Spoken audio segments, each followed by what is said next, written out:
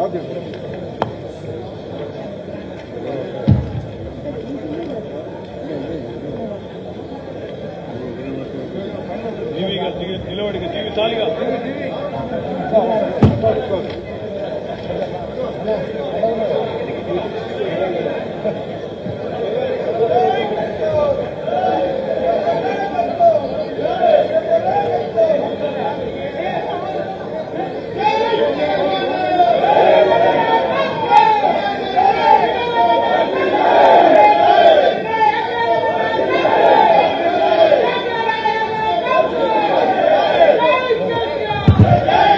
You. అందరు ఎవరు స్థానం వాళ్ళు పోవాలి ప్లీజ్. Thank you. అందరు దయచేసి కూర్చోండి. ఎవరు స్థానం వాళ్ళు పోయి కూర్చోండి ప్లీజ్. ఒక 2 minutes మీటింగ్ ఆర్డర్ రావాలి. రామన్న గారు మాట్లాడతారు. మరి మనందరూ వెయిట్ చేసినటువంటి మన నాయకులు, మన పార్టీ వర్కింగ్ ప్రెసిడెంట్ గౌరవనీయులు కేటీ రామారావు అన్న గారిని మాట్లాడాల్సిందిగా కోరుతున్నాం. జై తెలంగాణ. వినోదాన్ని మంచిగా కూర్చో. సత్యన కూర్చో. సత్యన గుర్తుపట్టి రాకుండా పెట్టి సత్యన మొత్తం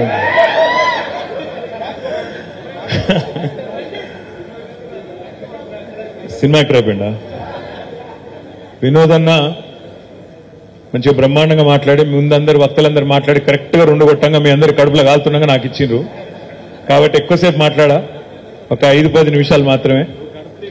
గౌరవనీయులైన పెద్దలు, మీ అందరి అభిమానంతో, మీ అందరి ఆశీర్వాదంతో రాబోయే పార్లమెంట్ ఎన్నికల్లో కాబోయే కరీంనగర్ పార్లమెంట్ సభ్యులు గౌరవనీయులైన శ్రీ బోయిన్పల్లి వినోద్ కుమార్ గారు, గౌరవనీయులు ఈరోజు ఈ కార్యక్రమ సభాధ్యక్షులు పెద్దలు మన కరీంనగర్ జిల్లా పార్టీ అధ్యక్షులు సోదరులు జీవి రామకృష్ణారావు గారు, గౌరవ మాజీ మంత్రివర్యులు పెద్దలు కరీంనగర్ శాసనసభ్యులు తెలంగాణ భీముడు మా అన్న గంగుల కమలాకరన్న గారు, గౌరవనీయులు మరి హుజూరాబాద్ లో మొన్న హేమాహేమిలను మహామహులను మట్టి గర్పించి యువ శాసనసభ్యుడిగా పట్టపగ్గాలు లేని ఉత్సాహంతో ముందుకు తీసుకొని పోతున్న మా తమ్ముడు సోదరుడు హుజూరాబాద్ శాసనసభ్యుడు పాడి కౌశిక్ రెడ్డి గారు, గౌరవనీయులైన పెద్దలు తెలంగాణ సాంస్కృతిక సారథిగా మానకొండూరు శాసనసభ్యుడిగా విశేషమైన సేవలు అందించిన గౌరవనీయులైన పెద్దలు అన్న రసమై బాలకిషన్ గారు, అన్నగారు గౌరవనీయులు పెద్దలు హుస్నాబాద్ మాజీ శాసనసభ్యులు గౌరవనీయులైన ఒడితల సతీష్ కుమార్ గారు, గౌరవనీయులు పెద్దలు చొప్పదండి మాజీ శాసనసభ్యులు పెద్దలు సుంకె రవిశంకర్ అన్న గారు, గౌరవనీయులు వేములవాడ నుండి మొన్న ధీరోదాత్తంగా పోరాటం చేసి అవతలి వాళ్ళు ఏడుపులు తుడుపులతో మరి కొంత స్వల్ప తేడాతో గెలిచినా ఎల్లవేళలా కార్యకర్తలకు అందుబాటులో ఉంటూ అక్కడే ఉండి విశేషంగా పనిచేస్తున్న గౌరవనీయులు చలిమెడ లక్ష్మీ నరసింహారావు గారు, గౌరవ జిల్లా పరిషత్ మాజీ చైర్మన్ కరీంనగర్ జిల్లా ఉమ్మడి జిల్లా కానాడు ఉద్యమ బిడ్డ, గతంలో తెలంగాణ రాష్ట్ర సమితి యొక్క మహిళా విభాగం రాష్ట్ర అధ్యక్షురాలుగా పనిచేసిన సోదరి శ్రీమతి తుల ఉమ్మ గారు, గౌరవనీయులైన 5 జిల్లాల జడ్పీ చైర్మన్లు ఉన్నారు ఇక్కడ. కరీంనగర్ జిల్లా పరిషత్ చైర్మన్ గారు సోదరి విజయమ్మ గారు, జగిత్యాల జిల్లా పరిషత్ చైర్మన్ గారు సోదరి దావా వసంత సురేష్ గారు, మా రాజన్న సిరిసిల్ల జిల్లా పరిషత్ చైర్మన్ గారు సోదరి శ్రీమతి అరుణ రాఘవరెడ్డి గారు, హనుమకొండ జిల్లా పరిషత్ అధ్యక్షులు సోదరులు సుధీర్ గారు, 5వ మర్చిపోయిన 5వ ఎవరున్నారు? అచ్చా 4 ఉన్నాయి, వెళ్ళిపోయింది అతను. సిద్దిపేట జిల్లా పరిషత్ చైర్మన్ లేరు, ఇక్కడ వచ్చిండ్రు కానీ వేలేటి రోజా గారు రాలేదు. గౌరవనీయులైన పెద్దలు మరి 3 జిల్లా పార్టీల అధ్యక్షులు ఇక్కడ ఉన్నారు, 3 జిల్లా పార్టీల అధ్యక్షులు, కరీంనగర్ జిల్లా పార్టీ అధ్యక్షులు జీవి గారు, రాజన్న సిరిసిల్ల జిల్లా పార్టీ అధ్యక్షులు శ్రీ తోట ఆగయ్య గారు, అదేవిధంగా జగిత్యాల జిల్లా పార్టీ అధ్యక్షులు పెద్దలు కల్వకుంట్ల విద్యాసాగర్ రావు గారు, టెస్కాప్ చైర్మన్ గారు గౌరవనీయులు కొండూరి రవీంద్రరావు గారు, శాసన మండలి మాజీ సభ్యులు పెద్దలు నారదాసు లక్ష్మణ్ రావు గారు, కరీంనగర్ మేయర్ ఎల్లవేళలా మీకు అందుబాటులో ఉండే సోదరులు సునీల్ రావు గారు, డిప్యూటీ మేయర్ గారు గౌరవనీయులు శ్రీమతి మన స్వరూప హరికృష్ణ గారు, చెల్ల హరిశంకర్ గారు, అదేవిధంగా గౌరవనీయులైన మాజీ కార్పొరేషన్ల చైర్మన్లు రవీందర్ సింగ్ గారు, గెల్లు శ్రీనివాస్ యాదవ్ గారు, అనిల్ కుర్మాచలం గారు, బండా శ్రీనివాస్ గారు, గౌరవనీయులైన ప్రత్యేకంగా ఇద్దాం అనుకున్న తమ్మి గౌరవనీయులైన పెద్దలు కేసీఆర్ గారి ఆదేశం మేరకు ప్రత్యేకంగా ఈరోజు కరీంనగర్ కథనబేరి కార్యక్రమాన్ని విజయవంతం చేయడానికి హైదరాబాద్ నుంచి ప్రత్యేకంగా కేసీఆర్ గారి ఆదేశం మేరకు ఇక్కడికి విచ్చేసిన గౌరవ శాసన మండలి మాజీ సభ్యులు పెద్దలు మీకు సుపరిచితులు అన్న కర్నే ప్రభాకరణ గారు, గౌరవ టీఎస్ఐఐసి మాజీ చైర్మన్ గారు పెద్దలు గ్యాదరి బాలమల్లు గారు కూడా ఉన్నారు, వారు కూడా ఇక్కడ ఉన్నారు. వారికి మాజీ శాసనసభ్యులు పెద్దలు గౌరవనీయులు శ్రీ మోహన్ రెడ్డి గారు, గౌరవ టీఆర్ఎస్ పార్టీ రాష్ట్ర కార్యదర్శి గౌరవనీయులైన పెద్దలు కర్రా శ్రీహరి గారు, ఇంకా వేదిక పైన ఉన్న గౌరవనీయులు జమీల్ గారు, మరొక రాష్ట్ర కార్యదర్శి గౌరవనీయులు గూడూరు ప్రవీణ్ గారు, వేదిక పైన ఉన్న మరి పెద్దలందరికీ, అతిరథ మహారథులందరికీ, మాజీ మార్కెట్ చైర్మన్ గారు గౌరవనీయులు మన బాపురెడ్డి గారు, లోక బాపురెడ్డి గారు, అదేవిధంగా మన గౌరవనీయులు ఎస్టీసీఎల్ అధ్యక్షులు రూప్ సింగ్ గారు, వేదిక పైన ఉన్న పెద్దలందరికీ పేరు పేరున హృదయపూర్వకంగా నమస్కారాలు. వేదిక ముందున్న మా అన్నదమ్ములకు, ఆడబిడ్డలకు, పాత్రికేయ మిత్రులకు అందరికీ హృదయపూర్వకంగా నమస్కారాలు. ముఖ్యంగా ఈ రోజు యొక్క సమావేశం మనం ఏర్పాటు చేసుకునే ఉద్దేశం మీకు తెలుసు. 12 తారీఖు నాడు మన పార్టీ అధ్యక్షులు పెద్దలు గౌరవనీయులు తెలంగాణ తొలి ముఖ్యమంత్రి కేసీఆర్ గారు తిరిగి జంగు సైరన్ ఊదడానికి, కథన భేరి మోగించడానికి మన కరీంనగర్కే వస్తా ఉన్నారు. తప్పకుండా ఆ కార్యక్రమాన్ని విజయవంతం చేసే క్రమంలో ఈ రోజు 7 నియోజకవర్గాల ముఖ్యులను ఈ సమావేశానికి ఆహ్వానించుకోవడం జరిగింది. మీ అందరితో కూడా ప్రార్థన, మీ అందరితో కూడా విజ్ఞప్తి. కేసీఆర్ గారికి కరీంనగర్ అనే సెంటిమెంట్ ఉన్న విషయం మీకు బాగా తెలుసు. కరీంనగర్ లో ఏ కార్యక్రమం ప్రారంభించినా తప్పకుండా విజయవంతం అవుతుంది అనేది మన నాయకుడి యొక్క విశ్వాసం. అందుకే ఆనాడు పార్టీ పెట్టిన తర్వాత మొట్టమొదటి సింహగర్జన సభ, ఆనాటి ఆంధ్ర పాలన మీద ఆ రోజు సింహంలాగా గర్జించిన కేసీఆర్ గారు ఆనాడు ఎంచుకున్న పట్టణం కూడా ఇదే కరీంనగర్. మే 17, 2001 నాడు ఆనాటి ఆంధ్ర పాలన మీద సింహగర్జన, మళ్లీ ఒక్కసారి ఈ రోజు అబద్దాల రేవంత్ రెడ్డి పాలన మీద మళ్లీ కథన బేరీ మోగించడానికి, జంగు సైరన్ ఊదడానికి 12 నాడు, మార్చి 12 నాడు మళ్ళొక్కసారి భారీ బహిరంగ సభ అదే వేదిక ద్వారా, అదే ఎస్ఆర్ఆర్ కాలేజీ మైదానంలో అక్కడనే జరుపుకోబోతా ఉన్నామనే మాట కూడా నేను మీ అందరికి విజ్ఞప్తి చేస్తా ఉన్నా. ఈ రోజు పోస్టర్లు ఆవిష్కరించుకున్నాం. ఈ పోస్టర్ గ్రామానికి పోవాలి, ప్రతి మండలానికి పోవాలి, ప్రతి పట్టణానికి పోవాలి. వేలాదిగా ప్రతి నియోజకవర్గం నుండి కూడా తరలి వచ్చి మన నాయకులు, కార్యకర్తలు, మన ముఖ్యమైన మన క్యాడర్ అంతా కూడా వచ్చి కరీంనగర్ లో జరిగే ఈ బహిరంగ సభను బ్రహ్మాండంగా విజయవంతం చేయవలసిన బాధ్యత మన మీద ఉన్నదనే మాట నేను మీకు గుర్తు చేస్తా ఉన్నా. ఇక ఎన్నికల శంఖారావం కరీంనగర్ నుంచే మన పెద్దలు కేసీఆర్ గారు వచ్చి ఇక్కడి నుంచే ప్రారంభించబోతున్నారు. ముఖ్యంగా వినోదన గురించి ఇప్పటికే చాలా మంది సోదరులు, కౌశిక్ రెడ్డి గారు గాని, కమలాకరణ గాని, బాలకృష్ణ గాని అందరూ కూడా చాలా బ్రహ్మాండంగా వివరంగా చెప్పినారు. నేను మీ అందరితో ప్రార్థించేది ఒకటే, మీరు చూస్తున్నారు జరుగుతున్న రాజకీయ పరిణామాలన్నీ మీరు చూస్తా ఉన్నారు.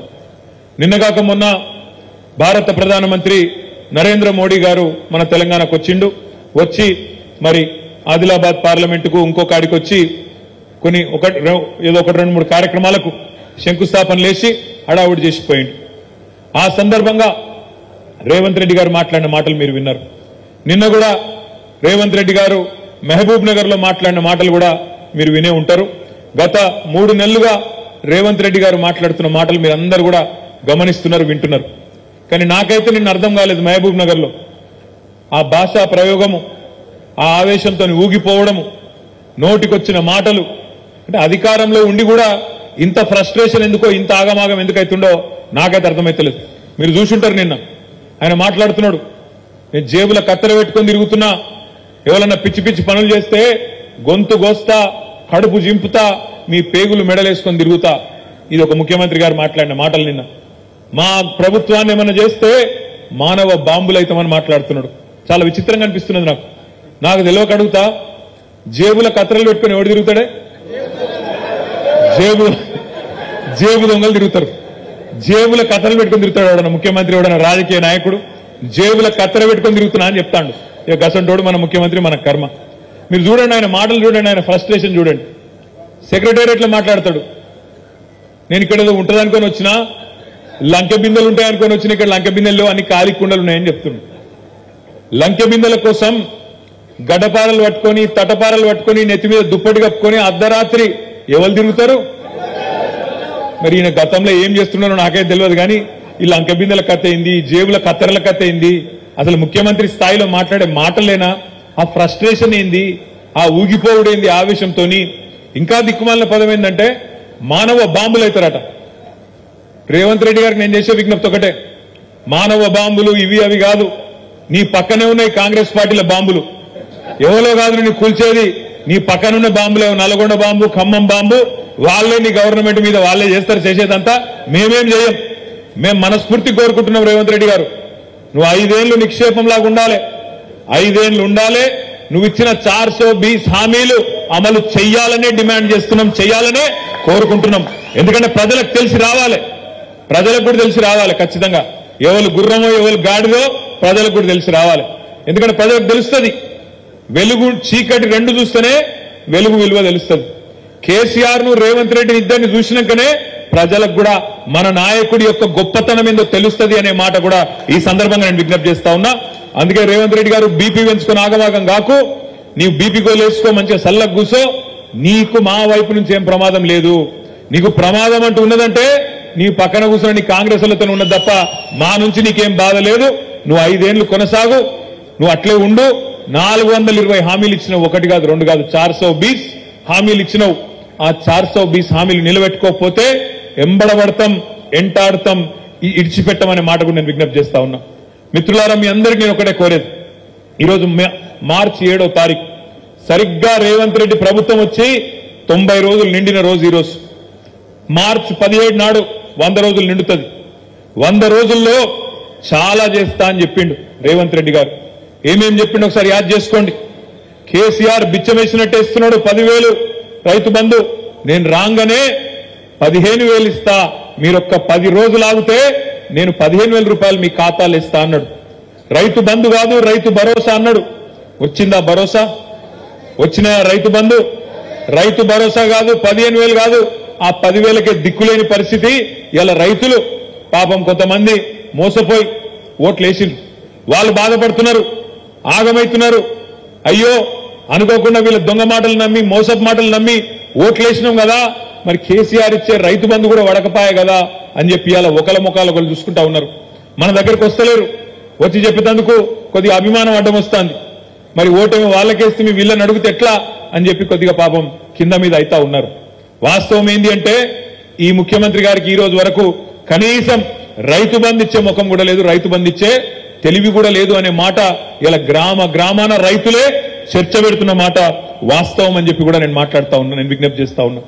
అదే విధంగా ఇంకొక మాట అన్నాడు రేవంత్ రెడ్డి గారు, మీరెవ్వరైనా సరే రాష్ట్రంలో ఉండే రైతులు ఆలోచించకండి, ఇప్పటిదాకా లోన్ తీసుకోకపోతే ఉరుకున్రి, బ్యాంకుకు పోండి, జల్దీ పోండి, పోయి తెచ్చుకోండి, 2 లక్షలు తెచ్చుకోండి, నేను వస్తున్నా డిసెంబర్ 9 నాడు సంతకం పెడతా, 2 లక్షల రుణం మాఫీ చేస్తా అన్నాడు. మరి అలా మనం ఏమడుగుతున్నాం? తిడుతున్నాం ఆయననేమన్నా? అంత ఫ్రస్ట్రేషన్ ఎందుకు, అంత బాధ ఎందుకు, అంత గొంతు చీల్చుకునేందుకు? అడుగుతున్నాం, యాద్ చేస్తున్నాం. ఏమంటున్నాం? అయ్యా మరి డిసెంబర్ 9 అన్నావు, డిసెంబర్ 9 వాయే, జనవరి 9 వాయే, ఫిబ్రవరి 9 వాయే, మార్చి 9 ఎల్లుండి రానే వట్టే, మరి ఎప్పుడు ఇస్తావా 2 లక్షల రుణమాఫీ అంటే అది చేసే తెలివి లేదు, డైలాగులు కొడుతున్నాడు. మగాడివైతే 1 సీటు గెలిపించుకో అని మాట్లాడుతున్నాడు. మరి నేను కూడా అంటున్నా, రేవంత్ రెడ్డి దమ్ముంటే, నీకు సత్తా ఉంటే, నేను మొన్న చెప్పిన మళ్ళీ చెప్తున్నా, మగాడివైతే రా, నువ్వు నిలబడ్డ మల్కాజ్గిరి పార్లమెంట్కే రా, ముఖ్యమంత్రి పదవికి రాజీనామా చేసిరా. రాష్ట్రంలోని అన్ని సీట్లు కాదు, 1 సీటే అన్నావు కదా, 1 సీటునే తెలుసుకుందాం దా. నేను రాజీనామా చేస్తా నా సిరిసిల్ల ఎమ్మెల్యే పదవికి, నువ్వు కూడా రాజీనామా చేసిరా, మల్కాజ్గిరి పార్లమెంట్లోనే తెలుసుకుందామని. అప్పటి నుంచి మళ్ళా సడిలేదు, సప్పుడు లేదు. అందుకే నేను అంటున్నా, మగతనం అంటే ఎలక్షన్లు గెలుచుడు కాదు, మగతనం అంటే మగాడివైతే ఇచ్చిన మాట నిలబెట్టుకో. 2 లక్షల రుణమాఫీ అన్నావు, దమ్ముంటే 100 రోజుల్లో మార్చి 17 లోపల 2 లక్షల రుణమాఫీ చేసి రైతులకు సాయం చేయని మాట నేను డిమాండ్ చేస్తా ఉన్నా. దమ్ముంటే మగాడివైతే ఇచ్చిన మాట ప్రకారం రైతు భరోసా అన్నావు కదా, అది చేసి చూపెట్టు. దమ్ముంటే మగాడివైతే ఇవాళ పంటలు ఎండిపోతున్నాయి, పంటలకు నీళ్ళి, గొంతులు ఎండిపోతున్నాయి, ఆ ఎండిన గొంతులకు నీళ్ళి. మగాడివైతే మా ఆడబిడ్డలకు ఇచ్చిన మాట, మహాలక్ష్మి అన్నావు, కోడళ్లుంటే 2,500, ఇంట్లో అత్తలు అవ్వలుంటే తాతలుంటే 4,000 అన్నావు. కేసీఆర్ ఒక అవ్వకో తాతకో ఇస్తుండు, నేను 2 ఇస్తా అన్నావు. ఈ దమ్ముంటే గా పని చేసి చూపెట్టు, మగాడు అయితే గా పని చేసి చూపెట్టు. ఇవాళ నోటికొచ్చిన మాటలు, నోటికొచ్చిన సొల్లు పురాణం, ఎటు పడతట అబద్ధాలు చెప్పి ఇవాళ గద్దెనెక్కి ఓడ మీద ఉన్నప్పుడు ఓడమల్లన్న, ఒడ్డుకెక్కినాక బోడమల్లన్న అన్నట్టు ఇవాళ ప్రజలను కించపరిచే విధంగా చిల్లర మాటలు మాట్లాడుతూ ఉన్నాడు ఈ ముఖ్యమంత్రి. నేను మీ అందరికి చేసే విజ్ఞప్తి ఒకటే, ప్రజలు మంట మీద ఉన్నారు. మీకు నాకంటే బాగా మీకే తెలుసు. ప్రజలు మంట మీద ఉన్నారు, కోపం మీద ఉన్నారు. ఈ కొత్త ప్రభుత్వం మమ్మల్ని ఆగం చేసింది అనే కోపం మీద ఉన్నారు. మా మైనారిటీ సోదరులు ఆలోచన చేస్తా ఉన్నారు, చూస్తా ఉన్నారు. ఈయన ఖచ్చితంగా గతంలో టీడీపీని ముంచిండు, ఇప్పుడు మళ్ళా కాంగ్రెస్ ను కూడా ముంచేటట్టే ఉన్నాడని చెప్పి మా మైనారిటీ సోదరులు కూడా ఆలోచన చేస్తా ఉన్నారు. ఎందుకంటే మీరు చూస్తున్నారు ఏం మాట్లాడుతున్నాడు ఆయన. ప్రధానమంత్రి ముంగట పోయి నిలబడి ఆప్ హమారే బడే భయ్యా హై, బడే బాయి హై అంటాడు. అందుకే కేసీఆర్ గారు ఎప్పుడు చెప్తుంటారు, బడే బాయితో బడే బాయి చోటే మియా సుబాన్ అల్లా అని చెప్తుంటారు కేసీఆర్ గారు. గట్లున్నది కథ ఇయ్యాల. అసలు బడే బాయ్ అట నరేంద్ర మోడీ. ఇంకొక మాట అంటాడు సిగ్గు లేకుండా, ఇప్పుడే మా జమీల్ భాయ్ చెప్పిండు, ఆత్మగౌరవం కలిగిన ఏ తెలంగాణ బిడ్డ మాట్లాడని మాట, ఆత్మగౌరవం ఉన్న ఏ తెలంగాణ బిడ్డ కూడా ఒప్పుకోని మాట. అన్ని రంగాలలో ఇవాళ తెలంగాణ భారతదేశానికి ఆదర్శంగా మారితే, మనం పెట్టిన రైతు బంధు దేశానికి ఆదర్శమై పీఎం కిసాన్ అయింది కదా. మనం రైతు బంధు పెట్టినాకనే కదా మోడీ కాపీ కొట్టి పీఎం కిసాన్ అని పెట్టుకున్నాడు. మనం ఇంటింటికి నీళ్ళు ఇచ్చినాకనే కదా మిషన్ భగీరథ ద్వారా మోడీ కాపీ కొట్టి హర్ ఘర్ జల్ అన్నాడు. మనం ఇక్కడ మిషన్ కాకతీయ చేసినాకనే కదా మోడీ కాపీ కొట్టి అమృత్ సరోవర్ అన్నాడు. ఇట్లా ఎన్ని రంగాల్లో దేశానికి ఆదర్శమైంది తెలంగాణ. అట్లాంటి తెలంగాణ మోడల్ను కించపరుస్తూ ఏం మాట్లాడతావు నువ్వు? గుజరాత్ మోడల్ చేస్తాం మన రాష్ట్రాన్ని మాట్లాడతావా? ఏంటిది గుజరాత్ మోడల్ అంటే? తెల్లారలేసి హిందువులు ముస్లింలు తన్నుకునుడా, లేకపోతే రైళ్లలో పోయేటోళ్ళని కాల్చి చంపుడా? ఏంటిది నీ గుజరాత్ మోడలు?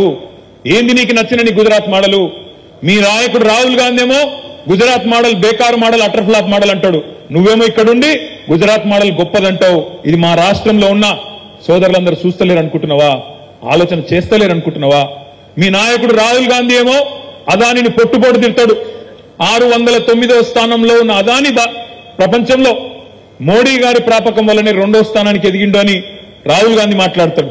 నువ్వేమో అదానితో నలై బలై చేసుకొని అదాని సాన గొప్పోడు తెలంగాణకు వస్తున్నాడు అని చెప్తాడు.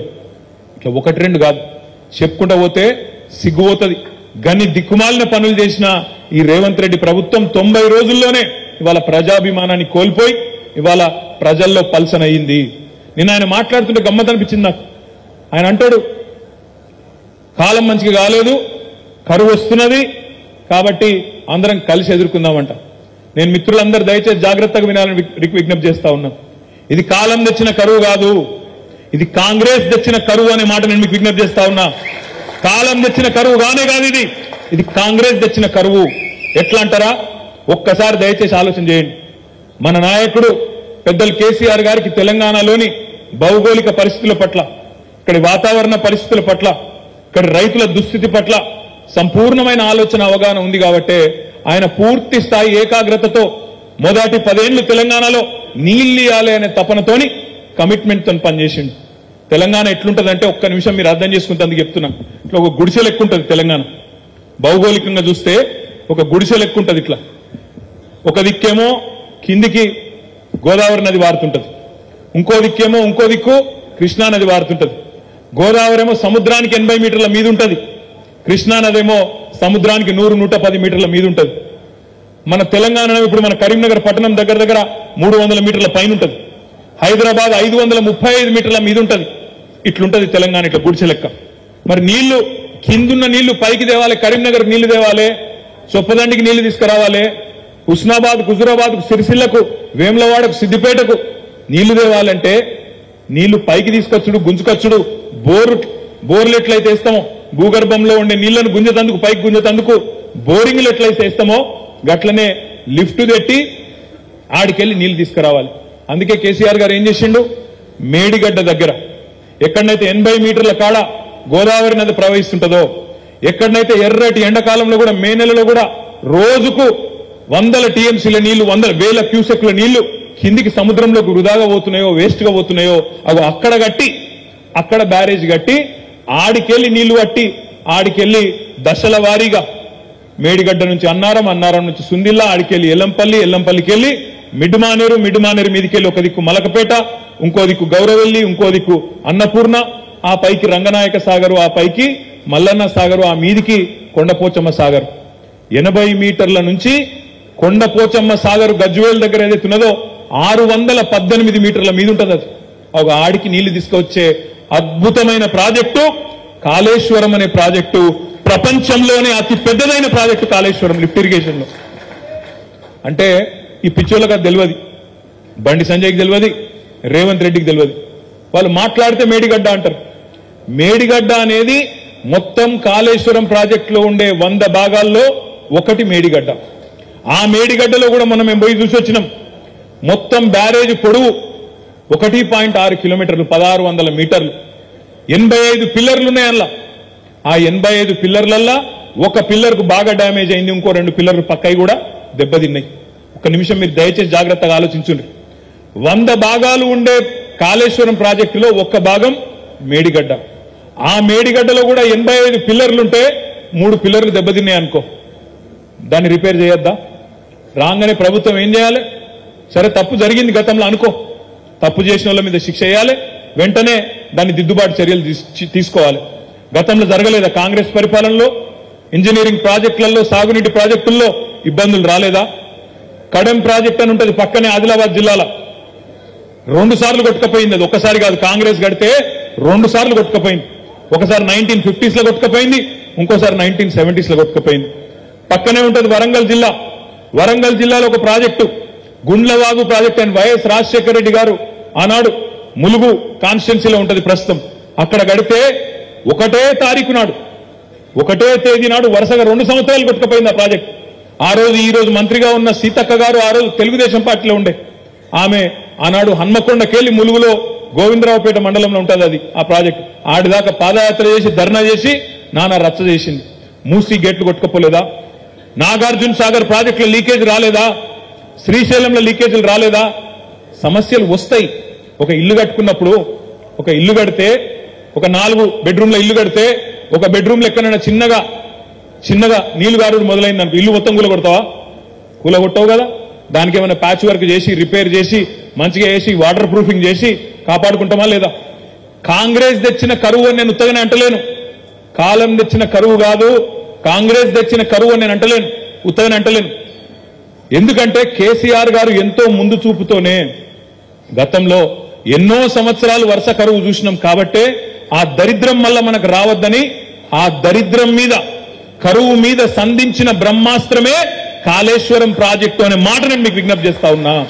ఇవాళ కాళేశ్వరం నుంచి గినక మేడిగడ్డను వచ్చిన వెంటనే రిపేర్లు ప్రారంభించి 3 నెలల్లో పూర్తి చేసింటే ఆ నీళ్లు ఇవాళ బ్రహ్మాండంగా సొప్పదండిలో, హుజూరాబాద్ లో, కరీంనగర్ లో, మానకొండూరులో ఎండుతున్న పంటలకు ఇచ్చే అవకాశం ఉంటుండే అని చెప్పేందుకు నేను మీకు ఈ విషయం చెప్తా ఉన్నా. నేను మొన్న సిరిసిల్ల పోతే మా మానేరు వాగు పక్కకే 5-6 ఊర్లుంటాయి. పదిర, కొండాపూరు, రామలక్ష్మణులపల్లె, హరిదాస్ నగరు, వాళ్ళందరూ వచ్చింది. అందరూ వచ్చి ఆవునూరు వాళ్ళందరూ వచ్చి అడిగిన, అన్న పంటలు ఎండిపోయేటట్టున్నాయి, ఆ చెక్ డ్యాంలకు నీళ్లు వచ్చేటట్టు చేయండి అన్నారు. చెక్ డ్యాంలకు నీళ్లు రావాలంటే ఏం చేయాలి? నేను కింద మేడిగడ్డ దగ్గర పంపు చాలు చేస్తే ఆ నీళ్లు మిడుమానేరుకు వస్తే, మిడుమానేరు నుంచి మల్లన్న సాగర్కి వస్తే, మల్లన్న సాగర్ నుంచి కూడెల్లి వాగులో వస్తే ఆ వాగులకు వెళ్లి మా మానేరులకు నీళ్లు వస్తుండే కేసీఆర్ ఉన్నప్పుడు. కానీ ఇవాళ ఈ సన్నాసి రేవంత్ రెడ్డి వచ్చినాక ఆయనకి ఏదీ తెలియదు. కాళేశ్వరం ఏందో తెలియదు, మేడిగడ్డ ఏందో తెలియదు, మల్లన్న సాగర్ తెలియదు, చెరువులు నింపుడు తెలియదు, వాగులలో నీళ్లు పోసుడు తెలియదు, రైతుల పంటలు కాపాడు అంతకంటే తెలియదు. ఎవడో రాసిచ్చిడిన చదివిండు, కరువు వచ్చింది కాబట్టి రేపు రాబోయే రోజుల్లో గోస అవుతుంది, తయారు కాండ్రి అంటున్నా. అందుకే నేను అంటున్నా, ఇది కాలం తెచ్చిన కరువు కానే కాదు. కాళేశ్వరం లాంటి ప్రాజెక్టు ఉండగా కాంగ్రెస్ పట్టించుకోకపోవడం వల్ల, రిపేర్లు చేయకపోవడం వల్ల కాంగ్రెస్ తెచ్చిన కరువు అనే మాటను రైతులకు ఊరూరా చెప్పవలసిన బాధ్యత మన మీదనే ఉన్నది. తప్పకుండా చెప్పాలి రైతులకు.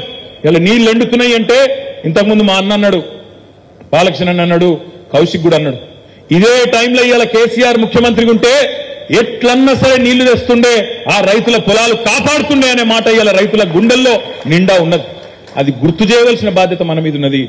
సునీల్ రావు గారు ఇప్పుడే మేయర్ చెప్తున్నాడు, అన్నా మనం ప్రభుత్వంలో ఉండగా కరీంనగర్కు రోజు నీళ్లు ఇచ్చే స్కీమ్ చాలు చేసినామన్నా, కానీ దరిద్రం ఏంటంటే ఇప్పుడు ఎల్ఎండీలో నీళ్లు లేవు, కాళేశ్వరంలో కింద వీళ్ళు పట్టించుకోక, అక్కడ మేడిగడ్డ కాడికెళ్ళి నీళ్లు లిఫ్ట్ చేయక, లేదా ఆడికెళ్ళి నీళ్లు తెచ్చే ముఖం లేక కేసీఆర్ ను బద్నాం చేయాలని ఇలా ఎల్ఎండీని ఖాళీ చేస్తానన్నా. చేయడం వల్ల రాబోయే రోజుల్లో కరీంనగర్ లో కూడా గొంతెండుతుంది, ఇక్కడ కూడా డైలీ వాటర్ సప్లై బంద్ అవుతుంది అనే మాట మేయర్ గారు చెప్తా ఉన్నారు. సిగ్గుచేటు కాదా? కేసీఆర్ మీద కోపం ఉంటే, బీఆర్ఎస్ మీద కోపం ఉంటే బదనాం చేయాలంటే ఇది ఒక్కటే ఉన్నది ఆ పద్ధతి. రైతుల పొలాలు ఎండాలి, ప్రజల గొంతెండాలి, బతుకులాగం కావాలి అని చెప్పి అప్పుడు మళ్ళీ కేసీఆర్ని తిట్టాలి అని ఒక చిల్లర ఆలోచన తప్ప, చిల్లర రాజకీయం తప్ప ఇది ఒక ముఖ్యమంత్రికి ఉండవలసిన పద్ధతేనా? ఇది ఆలోచించమని చెప్పి నేను కోరుతా ఉన్నా. ఇక కాంగ్రెస్ ఏమో ఇట్లున్నది, ఇక బీజేపీ సంగతి నాకంటే బాగా మీకే తెలుసు. ఇక్కడ ఒక మహానుభావుడు, ఇక్కడ ఒకప్పుడు గొప్ప గొప్పోళ్ళు ప్రాతినిధ్యం వహించిన లోక్సభ ఇది, మంచి మంచోళ్ళు ఇక్కడ నుంచి ఎంపీలు ఉండే, ఒక చొక్కరావు గారు అనే ఒక పెద్ద మనిషి ఉండే, మంచి పేరు సంపాదించుకున్న పెద్ద మనిషి, కేసీఆర్ గారు ఉండే, బద్దం ఎల్లారెడ్డి గారు ఉండే, అట్లాంటి మహానుభావులు ఇక్కడ నుంచి ప్రాతినిధ్యం వహించిన ఈ కరీంనగర్ లో ఇవాళ ఒక ఆయన వచ్చిండు, ఆయనను చూసిన ప్రతిసారి దండం పెట్టబుద్ధి అవుతుంది నాకైతే. ఎట్లా గెలిచిండ్రా నాయన ఆయన ఏం మాట్లాడుతాడో అర్థం కాదు, ఎప్పుడు ఏమంటాడో అట్లా అర్థం కాదు, ఏం ఒరుతాడో అర్థం కాదు. బండి సంజయ్ గారు గెలిచిండు, అడ్డిమారి గుడి దెబ్బ అని గెలిచిండు. గెలిచినాక 5 ఏళ్లు నేను బండి సంజయ్ గారిని ఒకటే అడుగుతున్నా, మా వినోదాన్ని ఇక్కడనే ఉన్నాడు, నువ్వు ఎప్పుడు రమ్మంటావో చెప్పు, అప్పుడు వస్తాడు కరీంనగర్ కమాన్ కాడికి. కరీంనగర్ కమాన్ కాడికి మా వినోదన్న మా పార్టీ తరఫున నువ్వు ఎప్పుడు రమ్మంటే అప్పుడు వస్తాడు. ఎందుకంటే గత 10 ఏళ్లలో 2014 నుంచి 24 వరకు 10 ఏళ్లలో మోడీ ప్రధానమంత్రిగా ఉన్న ఢిల్లీలో మొదట 5 ఏళ్లు వినోదన్న ఎంపీగా చేసిండు, తర్వాత 5 ఏళ్లు నువ్వు ఎంపీగా చేసినావు. సరే, మరి ప్రధానమంత్రి మోడీ ఉండే ఈ 10 ఏళ్లలో ఎంపీగా కరీంనగర్ కు ఎవరు ఏం చేసిండ్రో బహిరంగ చర్చకు దమ్ముంటే రా బండి సంజయ్, మా వినోదన్న మా పార్టీ తరఫున వస్తాడనే మాట నేను మీకు విజ్ఞప్తి చేస్తా ఉన్నా. డేట్ నువ్వు డిసైడ్ చేయి, టైం నువ్వు డిసైడ్ చేయి, ప్లేస్ మాత్రం కరీంనగర్ కమాన్. ఎందుకంటే కరీంనగర్ కమాన్లోనే తెలుసుకోవాలి నీ బతికేందో నీ లెక్కేందో.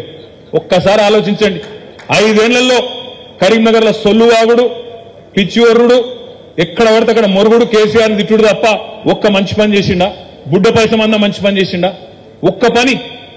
కరీంనగర్ కు మొత్తం పార్లమెంటుకు ఒక గుడి తెచ్చినవా, ఒక బడి తెచ్చినవా, ఒక కాలేజీ తెచ్చినవా, ఒక పరిశ్రమ తెచ్చినవా, ఒక రోడ్డు తెచ్చినవా, ఒక రైలు తెచ్చినవా? మరి ఎందుకు ఎంపీకనికి నువ్వు ఎంపీగా ఉండాలని నేను అడుగుతా ఉన్నా. ఇయ్యాల ఎందుకు వేయాలని నీకు ఓట్లని నేను అడుగుతున్నా. మాట్లాడితే సొల్లు పురాణం, తెల్లారు లేస్తే నోటికి వచ్చిన మాటలు, ఇష్టం వచ్చిన బూతులు, ఎటు పడతాడు సైకో లెక్క ఒర్రుడు తప్ప నువ్వు చేసింది ఏంది అని నన్ను అడుగుతున్నా. ఒక్క పని. నేను ఇవాళ మళ్ళొక్కసారి బండి సంజయ్ని అడుగుతున్నా, రమ్మంటే చెప్పు, కమలాకరన్ వస్తాడు లేదా వినోదాన్ని వస్తాడు, మేం కావాలంటే నీకు చూపెడతాం. 10 ఏళ్లలో టీఆర్ఎస్ ప్రభుత్వం, బీఆర్ఎస్ ప్రభుత్వం ఏం చేసింది అభివృద్ధి, ఎక్కడెక్కడ ఏం కట్టినాం, రోడ్లు ఏం కట్టినాం, బిల్డింగ్లు ఏం కట్టినాం, స్కూళ్ళు ఏం కట్టినాం, మెడికల్ కాలేజీలు ఏం కట్టినాం, ఎక్కడ సస్పెన్షన్ బ్రిడ్జ్లు కట్టినాం, ఎక్కడ రివర్ ఫ్రంట్ కట్టినాం, ఎక్కడ గుడి కట్టినాం, తిరుమల తిరుపతి అద్భుతమైన వెంకటేశ్వర స్వామి ఆలయం కూడా ఎక్కడ కడుతున్నామో మేము తీసుకుపోయి నీకు చూపెడతాం. నువ్వు చేసిన ఒక్క పని చెప్పు. ఈ పని నేను చేసిన అచ్చంగా మోడీని పట్టుకొని తన్లాడి ఒక ఎంపీగా గట్టిగా కష్టపడి ఒక్క పని చేసిన అని చెప్పే ముఖం ఉందా నీకు? ఇవాళ నీకు ఎందుకు ఓటేయాలి, ఏం చూసి ఓటేయాలి? శివలింగం మీద తేలులాగా ఇలా చూస్తా వస్తుంటే ఆడికెళ్ళి శనిగరం యువతలకెళ్ళి పోస్టర్లు మొదలైనవి, పైన రాముడు కింద బండి సంజయ్. తిడదామంటే పైన రాముడు అంటే ఏందన్నట్టు, శివలింగం మీద తేలు లెక్క. గట్టిగా తేలు ఏమని అందామంటే దేవుడాయ కింద, అదో భయం. ఇలా అట్లనే సేమ్ రాముడిని అడ్డం పెట్టుకొని ఇలా రాముడిని అడ్డం పెట్టుకొని మాట్లాడుతున్నాడు, ఇంకా నీచమైన మాటలు. సరే, ఆయన మన పార్టీ కాదు, ఇక్కడున్న మంత్రి పొన్నం ప్రభాకర్, కానీ ఏం మాటలు మాట్లాడతారండి బండి సంజయ్? ఇలా మా ఆడబిడ్డలు ఆలోచించాలా. నువ్వు మీ అమ్మకే పుట్టినవని గ్యారంటీ ఉందా అంటాడా? అసలు ఇజ్జత్ ఉందా మాట్లాడేందుకు? కేసీఆర్ గారు ఒక్క మాట అంటే పోయిన ఎలక్షన్ లో నానా రచ్చ చేసి ఊరూరికి ఫ్లెక్సీలు పెట్టి చిల్లర ప్రచారం అంతా చేసి గోల్మాల్ చేసిన గెలిచిన ఎంపీ గారు క్షమాపణ చెప్తావా మా ఆడబిడ్డలకు? నీ తల్లికి నువ్వు పుట్టినవా అని అడిగేటోడు మన ఎంపీగా ఉండడు అవసరమా? నీ తల్లికి నువ్వు పుట్టినవా అని చెప్పి ఇవాళ ఒక మాట, చిల్లర మాట మాట్లాడేటోడు ఒక చిల్లరగాడు ఇవాళ మన ఎంపీకి పనికొస్తాడా? ఆలోచించండి. ఇట్లాంటి చిల్లర మాటలు, ఇట్లాంటి చిల్లర వ్యాఖ్యానాలు, రాజకీయ ప్రత్యర్థుల మీద నోరు వారేసుకోవడాలు, ఇదేనా నీకు తెలిసిన నీతి? ఏం బీకినావు కరీంనగర్కి 5 ఏళ్లలో? కరీంనగర్ పార్లమెంట్కి నువ్వు చేసిన పనేంది? సిరిసిల్లలో ఉండే నేతన్నలకు ఒక పని చేసినవా? జమ్మికుంటలో ఉండే నేత కార్మికుల కోసం ఒక పని చేసినవా? కరీంనగర్ పార్లమెంట్ పరిధిలో ఉండే రైతులకు ఒక పని చేసినవా? ఏం పని చేసినావు నువ్వు? ఒక్క పని ఏ వర్గానికి చేసినావు? గిరిజనులకు చేసినవా? దళితులకు చేసినవా? మహిళలకు చేసినవా? ఏమీ లేదు. ఆఖరికి నీకు ఇచ్చిన ఎంపీ నిధులు కూడా ఖర్చు పెట్టే చేత కాదు. నువ్వు ఎంపీకి ఎందుకు ఉండాలని నేను అడుగుతా ఉన్నా. ఆయన అంటాడు, నేను మొన్న గిట్లే మాట్లాడితే లాస్ట్ టైం కరీంనగర్కి వచ్చినప్పుడు దేశం కోసం ధర్మం కోసం పనిచేస్తున్నా అంటాడు. మరి ధర్మం కోసం పనిచేస్తున్నావు అయితే మఠం పెట్టుకో, ఎవడొద్దనండి నిన్ను. మంచిగా మఠం పెట్టుకో, మంచిగా మొత్తం కాషాయం వేసుకో, బ్రహ్మాండంగా తిరిగి. ఎంతోమంది స్వామీజీలు పెద్ద పెద్ద వాళ్ళు ఎంతో మంది పనిచేస్తున్నారు సర్వం మొత్తం పరిత్యజించి. అట్లా అదంతద్దట. ఇటు ఎంపీ పదవి కావాలి, అధికారం కావాలి, బ్రహ్మాండంగా అధికారం ద్వారా వచ్చే లాభాలు కావాలి, కానీ ధర్మం కోసం పనిచేస్తున్నాను పోజులు కొట్టాలి, ప్రజల కోసం మాత్రం కరీంనగర్ కోసం పని చేయవద్దు. అందుకే తమ్ముళ్లను, అన్నలను, అక్కలను, చెల్లెలను అడిగేది, ఇవాళ మన కోసం గర్జించే గొంతు, మన కోసం అద్భుతంగా రేపు పార్లమెంట్ లో కరీంనగర్ వాణిని వినిపించే గొంతు మన వినోదన్న గెలవాలంటే తప్పకుండా మనందరం కూడా గట్టిగా పనిచేయాల్సిన అవసరం ఉంది. మా తమ్ముడు కౌశిక్ రెడ్డి ఒక గొప్ప మాట చెప్పిండు. మీరందరూ కూడా మీరందరినీ ప్రార్థిస్తా ఉన్నాం. నాకు తెలుసు ఈ సంవత్సరం మొత్తం ఎలక్షన్లే. పార్లమెంట్ అయిపోగానే పంచాయతీ ఎన్నికలు అయిపోగానే ఎంపీటీసీలు, జెడ్పీటీసీలు, కౌన్సిలర్ ఎన్నికలు.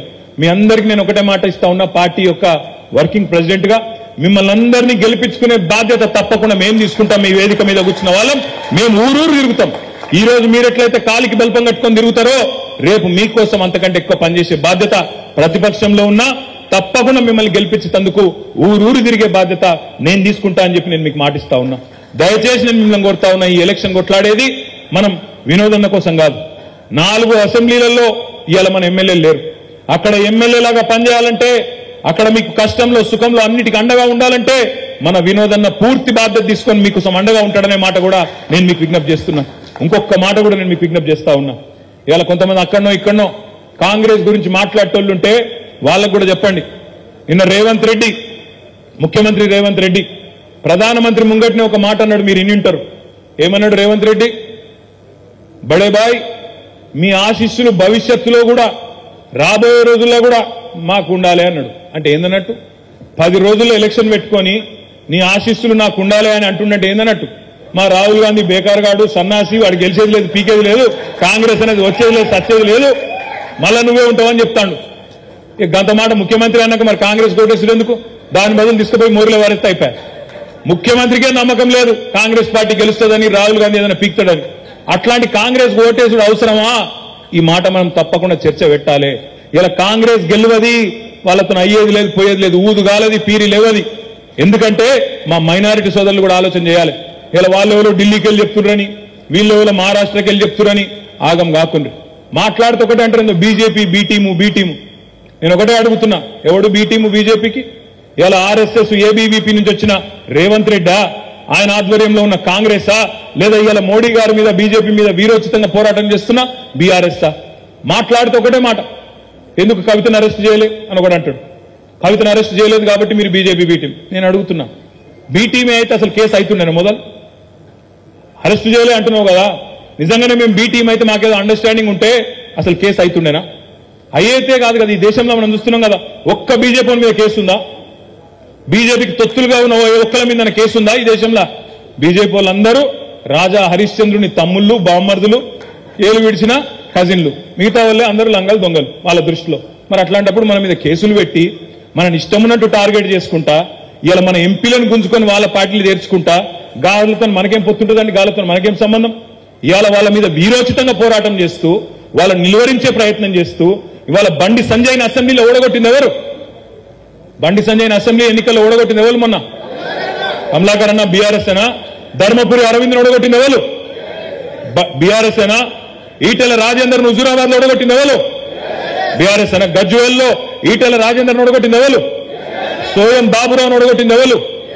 దుబ్బాకలో రఘునందన్ రావు ఓడగొట్టింది ఎవరు? ఇక మరి వానికి మనకి ఏం సంబంధం నాకు అర్థం కాదు.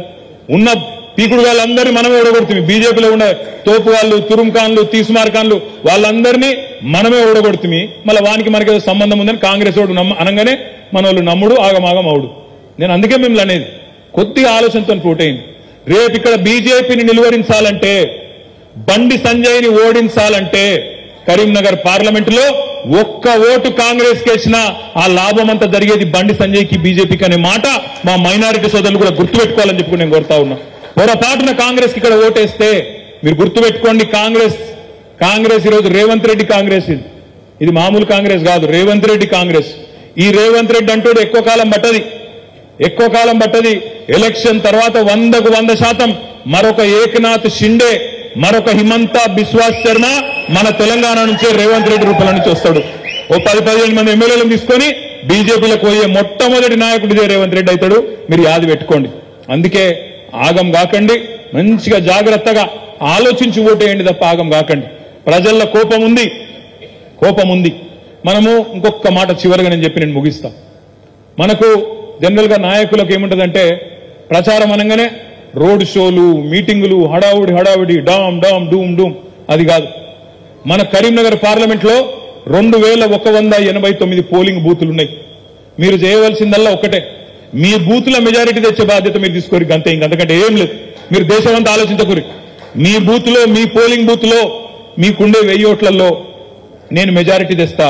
నా జిమ్మెదారి గదే. గంతమందమే నాకు పక్క మండలం ఏమైతాంది, గంగుల కమలాకర్ ఏమైతాండు, రసమై బాలకృష్ణ ఏమైతాండు, నాకు అనవసరం.